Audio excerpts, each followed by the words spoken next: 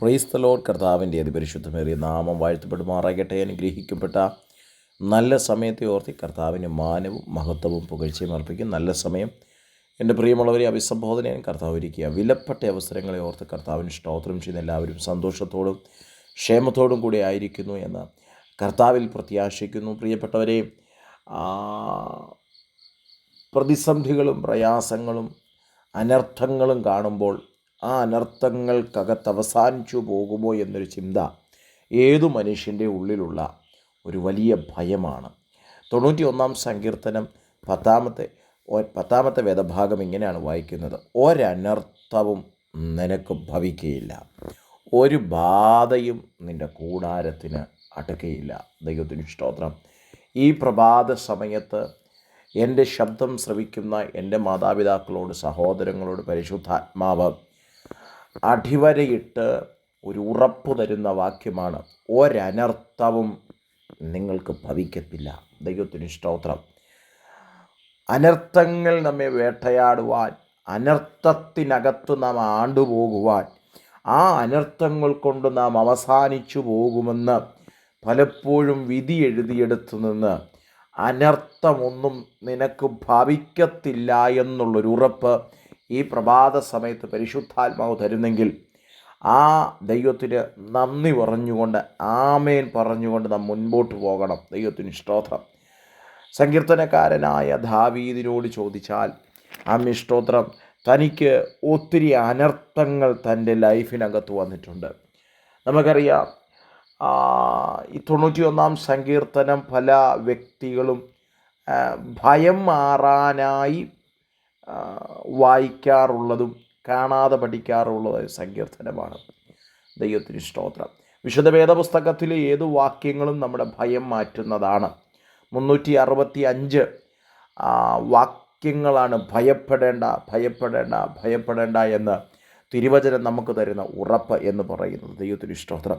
അതിൽ മോശയുടെ സങ്കീർത്തനമായ 91 തരുന്നൊരു വലിയ ഉറപ്പാണ്: ഒരനർത്ഥവും നിനക്ക് ഭവിക്കത്തില്ല. അപ്പോൾ മോശയോട് ചോദിക്കാം: മോശേ, അനർത്ഥങ്ങൾ പലതും വഴിമാറി നിനക്ക് നേരെ വന്നതല്ലേ?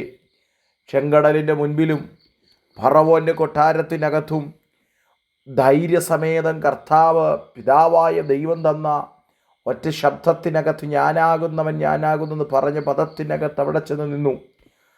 അവിടെ നിന്ന് നിന്നെ സ്തോത്രം മിസ്രൈമിൻ്റെ അടിമത്തത്തിൽ നിന്ന് ഒരു പറ്റം ജനത്തെ പുറത്തു കൊണ്ടുവരുവാൻ നിയോഗിച്ചു.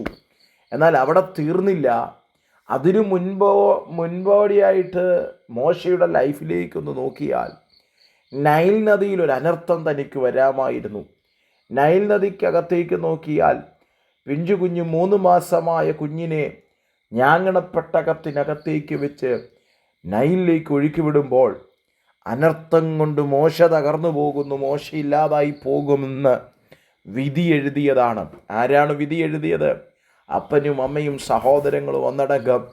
ആ രാജ്യത്തിലെ കൽപ്പന പ്രകാരം അവിടുത്തെ ആൺകുഞ്ഞുങ്ങൾ ഇനി മുൻപോട്ട് ജീവിക്കത്തില്ല എന്ന് പറയുമ്പോൾ മോശ എന്ന കുഞ്ഞിനെയും പ്രതീക്ഷയറ്റും ഈ അനർത്ഥത്തിൽ മോശ തകരുമെന്നുള്ള ഏക പ്രതീക്ഷയോടെയും ഞാങ്ങണപ്പെട്ടകത്തിനകത്തേക്ക് വെക്കുന്നു.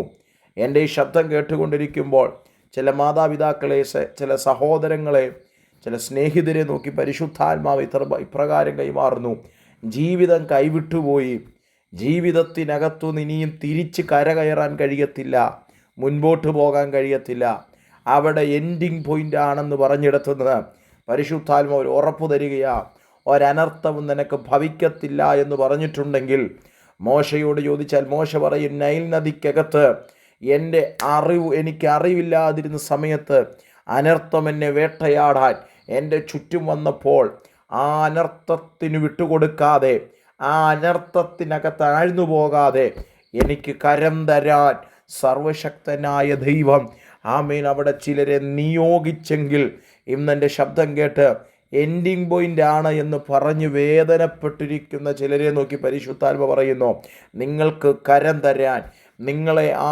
അനർത്ഥത്തിനകത്തുനിന്ന് തിരിച്ചു കയറ്റാൻ, ജീവിതത്തിൻ്റെ പടവുകളിലേക്ക് ചവിട്ടിക്കയറാനുള്ള മഹാനിയോഗത്തെ പരിശുദ്ധാത്മാവ് നിങ്ങൾക്ക് തരും. തകർന്നു പോകാൻ അനുവദിക്കാതെ, വീണുപോകാൻ അനുവദിക്കാതെ കരത്തെ പിടിച്ച് മുൻപോട്ട് നടത്തുന്ന സർവശക്തനായ സർവവല്ലഭനായ ദൈവത്തിൻ്റെ കരം ഇന്ന് പകൽക്കാലം, ഇന്ന് ഈ പ്രഭാത സമയത്തും നിങ്ങൾക്ക് വേണ്ടി ഇറങ്ങി നിൽക്കും. ദൈവത്തിന് സ്തോത്രം ചെയ്യുന്നു.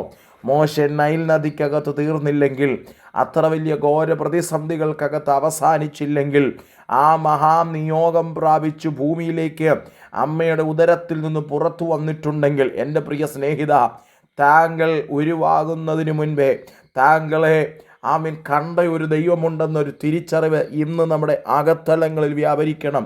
നമ്മുടെ അകത്ത് വ്യാപരിക്കേണ്ട ഒറ്റ കാര്യം, എൻ്റെ അമ്മയുടെ ഉദരത്തിൽ ഞാൻ ഉരുവാകുന്നതിന് മുമ്പേ എൻ്റെ ദൈവം എന്നെ കണ്ടിട്ടുണ്ട്. അതുകൊണ്ട് ദുഷ്ടൻ ഒരുക്കുന്ന ഒരനർത്ഥത്തിനകത്തും ഞാൻ തകർന്നു പോകത്തില്ല, ഞാൻ അവസാനിച്ചു പോകത്തില്ല. നാം അവസാനിച്ചു പോകുന്നു എന്ന് പറഞ്ഞവൻ്റെ മുൻപിൽ, പറഞ്ഞവരുടെ മുൻപിൽ നമ്മെ വളർത്തിയെടുക്കാൻ കരുത്തുള്ളൊരു ദൈവത്തിൻ്റെ കാര്യം ചലിക്കുന്നുണ്ട്. ആയതിനാൽ എൻ്റെ പ്രിയപ്പെട്ടവരെ, ദൈവത്തിൻ്റെ വചനം തരുന്ന ഉറപ്പാണ്, ഒരനർത്ഥവും നിനക്ക് ഭവിക്കത്തില്ല. ഏതൊക്കെയോ അനർത്ഥത്തിനകത്ത് അവസാനിച്ചെന്ന് പറഞ്ഞില്ലേ?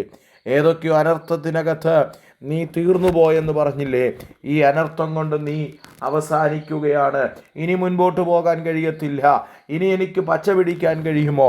എനിക്ക് കരകയറാൻ കഴിയുമോ എന്നൊക്കെ ചോദിച്ച ചോദ്യങ്ങളില്ലേ, ദൈവത്തിൻ്റെ ആത്മ പറയുന്നു, നിനക്ക് കരം തരാൻ സർവശക്തനായ ദൈവമുണ്ട്. വളരെ പ്രാർത്ഥനയോടും ദൈവാശ്രയബോധ്യത്തോടും തളർന്നു പോകാതെ, ക്ഷീണിച്ചു പോകാതെ മുൻപോട്ട് പോകാൻ കർത്താവ് വചനങ്ങളാൽ അനുഗ്രഹിക്കട്ടെ.